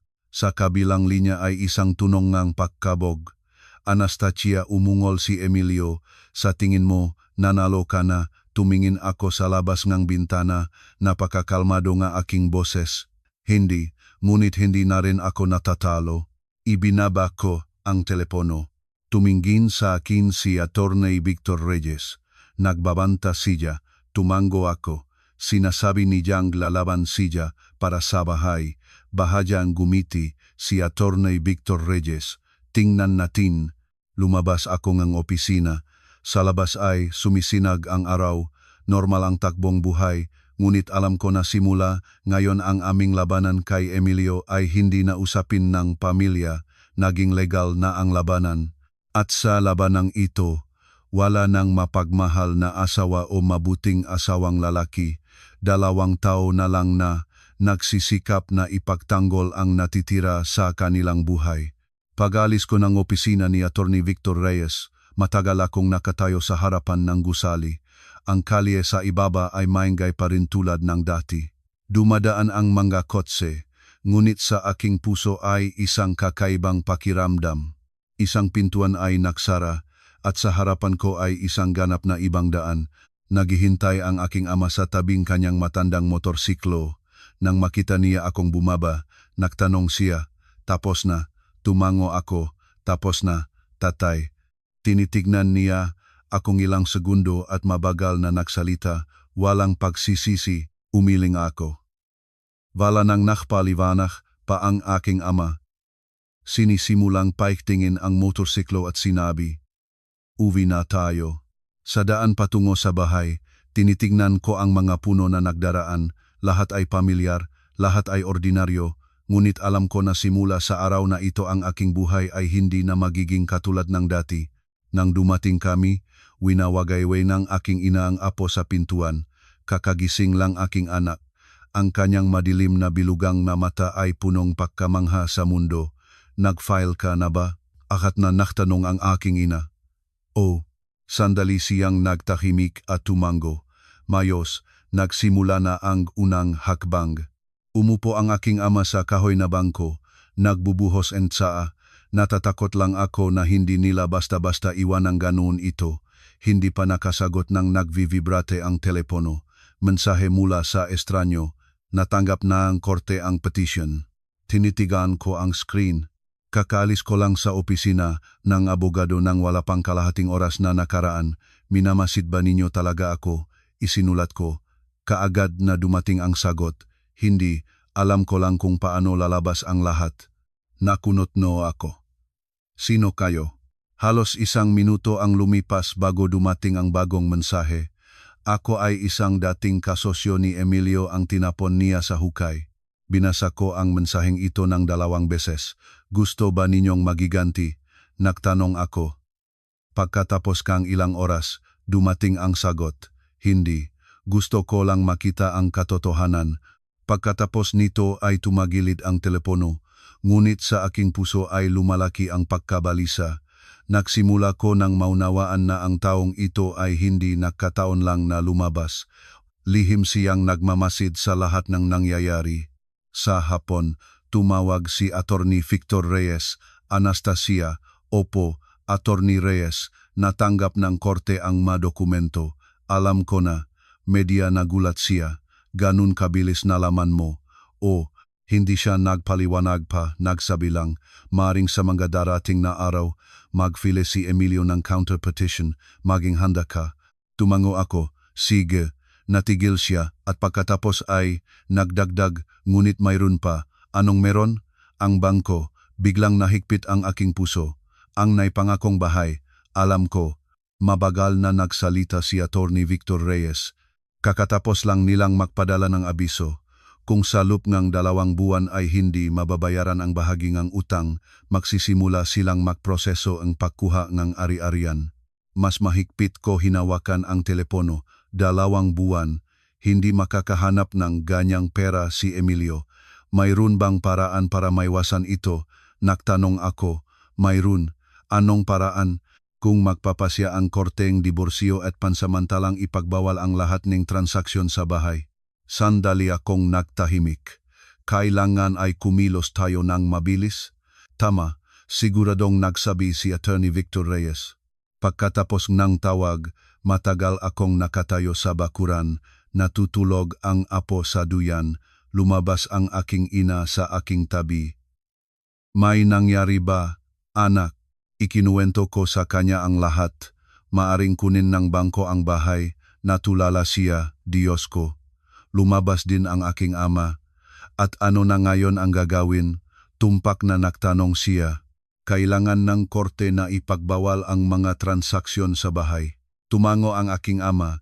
Gawin mo kung ano ang sinasabi ng iyong abogado. Kinagabihan, habang kumakain, muli itong tumunok ang aking telepono. Sa pagkakataong ito hindi mensahe, kundi tawag. Numero ng biyenan. Ilang segundo ko tinitignan ang screen at pagkatapos ay sumagot. Dumating kaagad ang kanyang boses. Anastasia. Opo, tahimik kong sumagot. Talagang nag-file kang petition. Opo, malalim siyang huminga. Anong matalino? Nagtahimik ako. Sa tingin mo na maari kang makatakas sa amin, nagpatuloy siya. Ano ang gusto ninyong sabihin? Nagtanong ako. Malamig siyang natawa. Ang bahay ay naipangako. Sa tingin mo ba, magpapasya ang korte at tapos na? Mabagal akong nagsalita. Ito ang gagawin ng abogado ko. Biglang sumigaw siya, walang pasasalamat, may mga kahirapan si Emilio at tatalikuran mo siya. Naramdaman ko ang isang halong tawa at kapaitan sa aking puso. Doña Remedios, alala ninyo ang delivery room. Sa kabilang linya ay tahimik. Nang ibinigay sa akin ni Emilio ang papel na iyon para pirmahan, nakatayo kayo sa labas na pintuan, wala siyang sinabi, napakatahimik kong idinagdag. Ang unang umalis sa pamilya ay hindi ako. Matagal na pahinga at pagkatapos ay isang parirala ang nagulat sa akin. Sa tingin mo ba na basta na lang naming hahayaang mangyari ito. Ano ang gagawin niya? Nagtanong ako. Makikita mo, malamig niyang tumawa. Naputol ang tawag. Inilagay ko ang telepono sa mesa. Tumingin ang aking ama sa akin. Ano ang sinabi niya? Nagbanta siya. Ngunit sa aking puso, naintindihan ko na hindi pa ito ang katapusan. Gabi, habang inaawit ko ang aking anak para matulog, muli itong nagvivibrate ang telepono. Mensahe mula sa estranyo, mag-ingat kayo. Agad akong sumulat ng sagot. Anong nangyari? Pagkatapos ng ilang segundo, dumating ang mensahe. Naghahanda si Emilio para ibenta ang kanyang kumpanya. Mas mabilis na tumaba ang aking puso. Sigurado kayo? Sigurado. Saan ninyo nalaman? Ang sagot ay nagpalamig sa aking dugo dahil ako ang bibili nito. Tinitigan ko ang screen. Ang misteryosong taong ito ay hindi lang nagmamasid sa lahat ng nangyayari, nasa gitna siyang laruan. Ang huling mensaheng estranyo ay halos hindi ako nakatulog ng buong gabi. Kung talagang bibili siya ang kumpanya ni Emilio, ibig sabihin siya ay nasa pinakagitnang lahat ng mga pangyayari. Nahiga ako sa tabi at tinitingnan ang aking anak na natutulog sa maliit na duyan sa tabingang kama, pantay-pantay siyang humihinga. Ang kanyang maliliit na kamay ay paminsan-minsang bumabaluktot na parang humahawak ng isang napakahalagang bagay. Tinitignan ko siya at naisip, malamang na kung wala siya, magbabago pa ang aking desisyon. Malamang na kung wala siya, maari pa akong makipag-usap kay Emilio, ngunit ngayon, hindi na. Hindi ko maaring payagan ang aking anak na lumaki sa patuloy na takot na bukas ay wala na kaming matitirhan. Kinabukasan sa umaga, maagang nagising, nakain at muling nakatulog ang aking anak. Ibinigay ko siya sa aking ina at nagbihis na ako. Nagulat ang aking ina. Saan ka pupuntang maaga? Kailangan ko munang lumabas ng konti. Para saan? Sandali akong nag-atubili. Kailangan kong makipakita sa abogado. Nag-alala ang aking ina. Anong nangyari? Hindi ko gusto siyang alalahanin. Kaya simpleng sinabi ko, gusto kong linawin ang matanong tungkol sa diborsyo. Lumingon ang aking ama. Tumango siya. Umalis ka na. Samahan ba kita? Umiling ako. Kaya ko na. Ang abogado na kinuha ko ay si Attorney Victor Reyes. Nang pumasok ako, inihanda na niya ang folder ng mga dokumento. Nagpatuloy siya sa pagpapaliwanag sa akin. Gusto nilang oras. Naniniwala ako na gusto ni Emilio na ibenta muna ang kumpanya, bayaran ang utang at pagkatapos ay ang bahay ang susunod. Kung hindi sapat ang pera mula sa kumpanya, ang bahay ay papasok sa laruan. Tinitignan ko ang aking natutulog na anak sa duyan at malinaw na naintindihan. Si Emilio ay hindi na nag-iisip ng pamilya. Sinusubukan na lang niyang iligtas ang kanyang sarili. Nang araw na darating ang unang pagdinig sa korte, nagising akong maaga, mapulang-mapula ang umaga. Naabutan ang aking anak na nagpapagising, pinakain siya at dinala sa aking ina. Ang aking sanggol ay mahigit 2 linggo na. Tila napakaliit niya sa aking makamay. Sa tuwing tinitignan ko siya, nakakakita akong isa pang dahilan para huwag bumalik sa aking dating landas. Kinuha ng aking ina ang apo mula sa akin. Umalis ka ng may kapayapaan sa puso. Aalagaan ko siya. Tinitignan ko ang aking anak. Binuksan niya ang mga mata, tumingin sa akin, at kinalat ng kanyang mga labi na parang ngingiti. Ang sandaling iyon ay nakpalalambot na aking puso, ngunit din nakpalakas sa akin. Naghihintay na ang aking ama sa tabing motorsiklo, nakasuot ka helmet. Halina, anak. Sa daan patungo sa korte, halos hindi kami nag-usap. Nang malapit na, sinabi lang aking ama, kahit anong mangyari, panatilihing kalmado ang iyong sarili. Tumango ako. Sa harapan ng gusaling ang korte ay mas maraming tao kaysa sa aking inaasahan. Manggadayuhang mukha, mahinang usap-usapan, mga mausisang titik. Bawat isa ay may kanyang sariling kwento. Naghihintay na si Attorney Victor Reyes. Nakarating na kayo, opo. Iniabot niya sa akin ang isang folder. Ito ang maikling buod ng kaso. Nandun na rin ang kabilang panik. Lumingon ako at nakita si Emilio na nakatayo sa kabilang dulo ng bakuran. Nakasuot siyang puting ngunit gusot na polo, napakapagod ng kanyang mukha. Sa tabi niya ay ang biyanan at si Atty. Salvador Ramos. Nang makita ni Emilio ako, sandali niyang tinitignan, ngunit walang nagsalitang dalawa. Maging handa, mahinang sinabi ni Atty. Victor Reyes. Ang pagdinig ay naganap sa isang maliit na silit. Sa mesa ay makakapal na mga folder ng mga dokumento. Nakaayos ang maupuan sa harap ng isa't isa. Ang hukom, isang babaeng nasa middle age, ay nagsalita ng napakakalmado. Tinanaw niya ang mga dokumento at nagtanong, Anastasia, ipinapatuloy mo ba ang iyong kahilingan ng pagpapawalang bisa ng kasal? Tumango ako. Opo, lumingon siya kay Emilio. Emilio? Sandali natigil si Emilio at pagkatapos ay nagsalita, hindi ako sang-ayon. Ang sagot na ito ay hindi nagulat sa akin. Nagtala ang isang bagay ang hukom, dahilan. Mayroon kaming maliit na bata at gusto kong mapanatili ang pamilya, mabagal na sinabi ni Emilio. Sa pakikinig nito, isang kalamigan lang ang naramdaman ko. Sa 3 taon ng aming kasal, ni isang beses ay hindi ko narinig ang salitang panatilihin mula sa kanya. Sa harap ng korte lang niya naalala iyon. Lumingon ang hukom sa akin, mayroong ka bang tutol? Nakasundo na kami tungkol sa responsibilidad sa pag-alaga ng bata bago pa man ito ipanganak, tahimik na sinabi ko. Sa silid, dumaan ang mahinang alingaw-ngaw.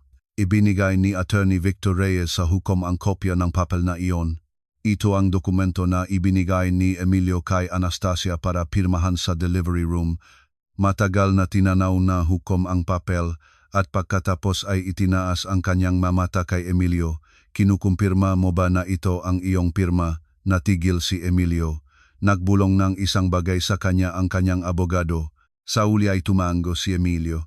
Opo, bumuntong hininga ang hukom. Naintindihan mo ba ang kahulugan ng dokumentong ito? Hindi sumagot si Emilio. Naging mabigat ang atmosphere sa silid. Pansamantalang ihinto natin ang usapin ng diborsyo, nagpatuloy ang hukom. Ngayon, tungkol sa ari-arian. Agad na nagsalita si Atty. Victor Reyes. Hinihiling namin sa korte na ipagbawal ang lahat ng transaksyon sa bahay na joint property. Agad na tumutol si Atty. Salvador Ramos. Hindi kailangan iyon. Ang ari-arian ay naipangako sa bangko. Sa mga salitang iyon, tahimik ang silit, tumingin ang hukom kay Emilio. Kinukumpirma mo ba ito? Tumango si Emilio. Opo, alam ba ni Anastasia dito? Tanong ng hukom. Hindi. Direkta kong sumagot. Nakunot no ang hukom. Emilio, ang bahay ay joint property. Para may pangako ito, kailangan ng pahintulot ng magkabilang mag-asawa. Nagtahimik si Emilio. Nagmadaling magpaliwanag ang kanyang abogado. Ang aking kliyente ay nasa mahirap na financial na sitwasyon noon. Ang kahirapan ay hindi sapat na dahilan para labagin ang batas. Pinutol siyang hukom. Sa mga salitang iyon, naktayo ang biyenan. Ngunit bahay iyan ng aking anak. Lahat sa silid ay tumingin sa kanya. Pakiusap na sundin ang ayos, mahigpit na sinabi ng hukom. Umupo siya, ngunit puno pa rin ng galit ang kanyang titik. Ang pagdinig ay tumagal ng mahigit 1 oras. Sa huli, nagbigay ng desisyon ang hukom. Pansamantalang ipinapabawal ng korte ang lahat ng transaksyon sa bahay habang hindi pa naresolba ang kasong ito. Tahimik akong huminga, ang unang hakbang ay nagawa na. Nang magsimula ng maglayasan ang lahat, lumapit sa akin si Emilio. Anastasia. Lumingon ako. Ano? Matagal siyang tumingin sa akin. Bakit mo kailangang dalhin ang bagay na ito dito? Ikaw ang nakpangako eming tahanan ng ako ay buntis. At ikaw pa ang naktatanong sa akin kung bakit. Naktahimik si Emilio, walang sagot. Isang matagal na katahimikan sa pagitan ng 2 tao. Bago umalis sa gusali ni korte, biglang nakita ko sa dulo ni pasilyo ang isang tao si Arturo. Hindi siya lumapit, nakatayo lang at nagmamasid. Nang magtagpo ang aming makatitik, bahagya siyang tumango na parang alam na niya ang resulta. Sa buhay, ang katarungan ay hindi laging mabilis na dumarating, ngunit nariyan ito. Ang ilang tao ay nag-isip na ang kaunting katusuhan ay sapat para makalampas sa lahat ng alituntunin. Ngunit kapag ang katotohanan ay nalagay na sa mesa, lahat ng dahilan ay nagiging walang kabuluhan. Pagkatapos ng unang pagdinig sa korte, hindi natapos ang lahat, tulad ng maring inasahan ng ilan. Ang malegal na proseso ay nangangailangan ng oras, ang madokumento ay nangangailangan ng pagsusuri, at ang mga alitan na nagipon ng mataon ay hindi nagsasara sa isang araw. Ngunit isang bagay ay nagbago. Ang bahay ay nasakupan ng pangkalahatang pagbabawal, at ito ang hindi inaasahan ni Emilio. Sa mga sumunod na araw, ang aking buhay ay bumalik sa tahimik na ritmo nito. Bawat umaga, nagigising ako ng maaga, naghahandang gatas para sa aking anak, at pagkatapos ay sinama ko at ng aking ina siya sa pintuan para mahiga sa sinang araw. Lumalaki ang aking anak araw-araw. Mas nagiging malinaw ang kanyang makatangian ng mukha. Ang aking ama ay karaniwang nakaupo sa kanyang matandang kahoy na bangko, umiinom ng tsa at tinitingnan ang apo. Bihira siyang magsalita. Ngunit lagi siyang mainit ang titik. Isang hapon, habang inaawit ko ang aking anak, nag-vibrate ang telepono. Mensahe. Si Arturo. Ipinagbawal ng korte ang mga transaksyon sa bahay. Sa pagbasa, agad akong sumulat. Mabilis na inyong nalaman. Dumating ang sagot pagkatapos ng ilang segundo. Iyon ang aking inaasahan. Anong nangyari sa kumpanya ni Emilio? Nagtanong ako. Pagkatapos ng ilang oras, sumagot si Arturo, naibenta na. Natulala ako. Sa inyo? Matagal kong tinitingnan ang screen. Talagang binili ninyo ito, maikling sagot ni Arturo. Wala na akong nagpaliwanag pa. Sa kaibuturan ng aking puso, naintindihan ko may mga kwento sa pagitan ng malalaki na mahirap intindihin ng masalabas. Magadalawang linggo ang lumipas nang tumawag si Attorney Victor Reyes. Anastasia, opo, Attorney Reyes, may balita. Naktakda na ang korteng petsang pangunahing pagdinig. Kailan? Sa susunod na buwan, tumango ako. Hindi tumutol si Emilio. Tumutol, ngunit wala ng epekto iyon. Nagdagdag si Attorney Victor Reyes, naibenta na ang kumpanya ni Emilio. Alam ko, kaya medyo malala na ang kanyang kalagayan. Wala na akong nakpaliwanag pa. Pagkalagayng telepono, dinala ko ang aking anak sa pintuan. Napakatahimik ng gabi, nahiga ang aking anak sa aking mga braso. Ang kanyang madilim na bilugang nga mata ay taimtim na tinitignan ako na parang may gustong sabihin. Magsisimula na tayong bagong buhay, mahinang sinabi ko. Ang araw ng pagdinig sa korte ay dumating sa isang medyo malamig na umaga. Sa pagkakataong ito, pumunta ako kasama si Attorney Victor Reyes, nanatili sa bahay ang aking mga magulang kasama ang apo. Dumating na si Emilio bago ako. Nang pumasok ako sa silid ng korte, nakaupo na siya sa katapat na bangko. Lubha siyang pumayat. Madilim ang ilalim ng kanyang nga mata. Sa tabi niya ay si Attorney Salvador Ramos. Ngunit wala na ang biyenan sa pagkakataong ito. Mas mabilis na nakdaan ang pagdinig kaysa sa aking inasahan.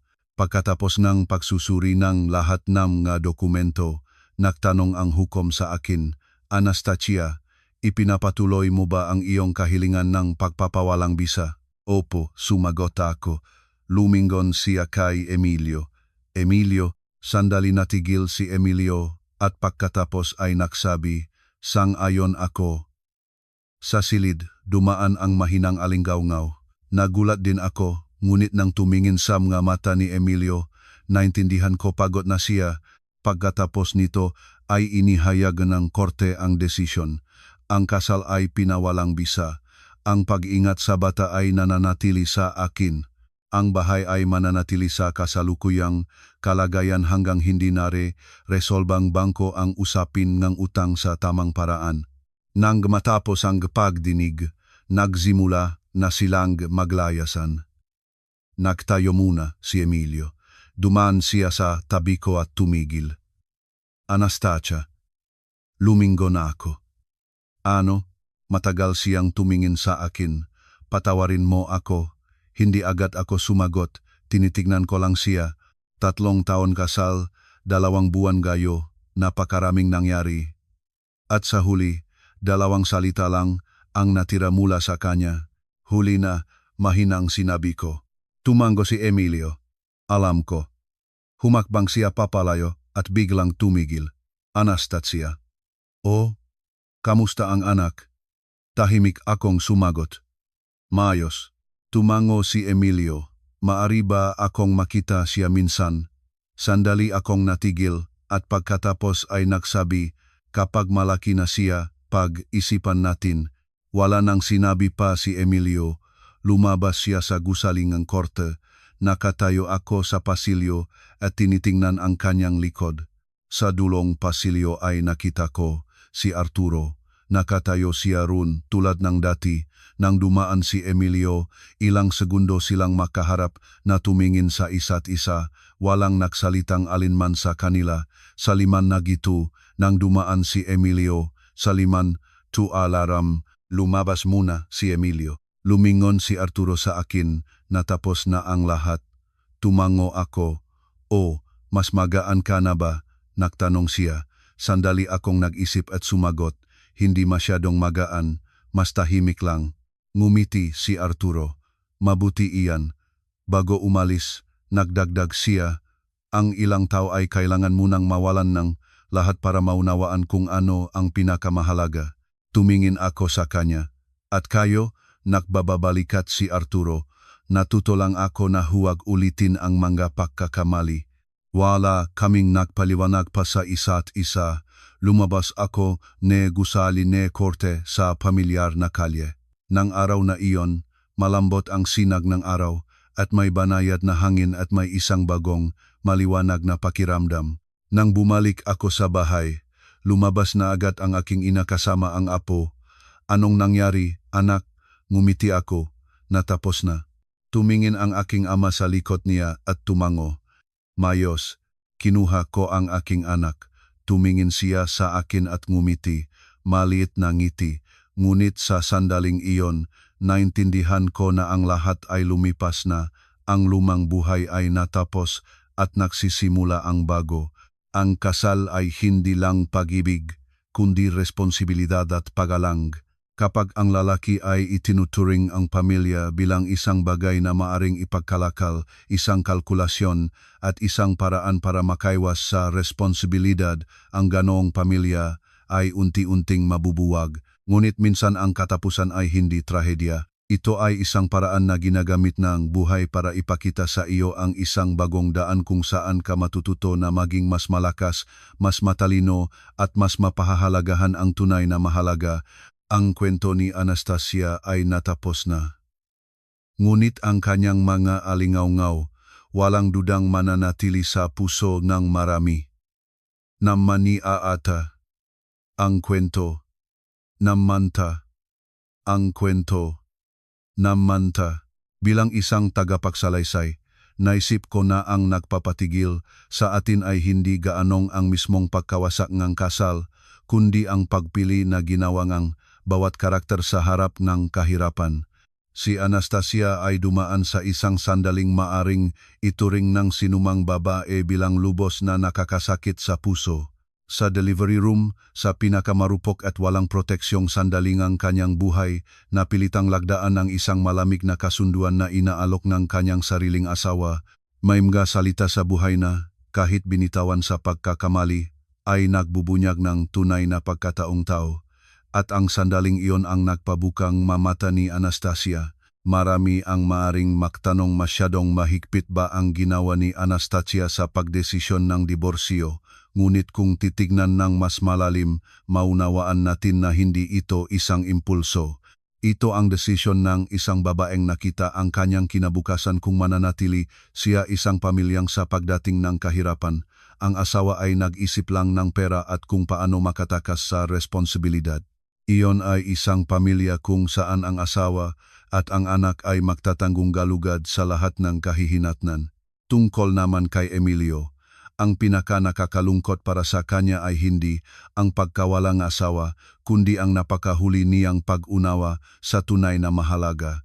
Maraming lalaki sa lipunan ay mahusay sa negosyo, mahusay mag-isip, ngunit nakalimutan na ang pamilya ay hindi isang deal o isang kontrata. Ang pamilya ay isang lugar kung saan kailangan kiwala, tulong-tulong at responsibilidad. Kapag nawala ang mga bagay na ito, walang halaga ng pera ang makakabawing lahat. Kung maaari akong magsalita, Anastasia, sasabihin ko lang isang bagay na pakatatag mo. Hindi bawat babae ang makakakitang lakas at kapayapaan sa loob ng sarili para makatayo sa pinakamahirap na sandali. Ang iyong anak, kapag lumaki siya at nalaman ang kwentong ito, tiyak na magiging napakapoging ipinagmamalaki kabilang kanyang ina. At isa pa para sa lahat ng nakikinig sa kwentong ito ngayon, ang kasal ay hindi palaging perpekto. May mga hindi pagkakaunawaan, mga kahirapan, mga sandali na gusto mong isauli ang lahat. Ngunit bago pa dumating sa sugdulan, tanungin ang iyong sarili, tunay bang iginalang at pinangalagaan mo ang iyong pamilya? Naniniwala ang aming programa na ang bawat kwento ngang buhay ay nagdadala ang aral. Kung nakaharap ka sa magkahirapan sa pagmamahal, kasal o pamilya, huwag matakot na magbahagi. Malamang ang iyong kwento ay hindi lang magpapagaan ng iyong sariling puso, kundi makakatulong din sa iba na mahanap ang kanilang sariling daan. At ngayon, kung mayroon kang masaloobin tungkol sa kwento ni Anastasia, ano ang iyong ipapayo sa kanya? Patawarin ba ninyo si Emilio? Magiwan ng inyong makomento at huwag kalimutang mag-subscribe para makasamang makinig ng mas maraming tunay na kwento kung saan ang bawat isa sa atin ay makakakita ng isang piraso ng ating sarili.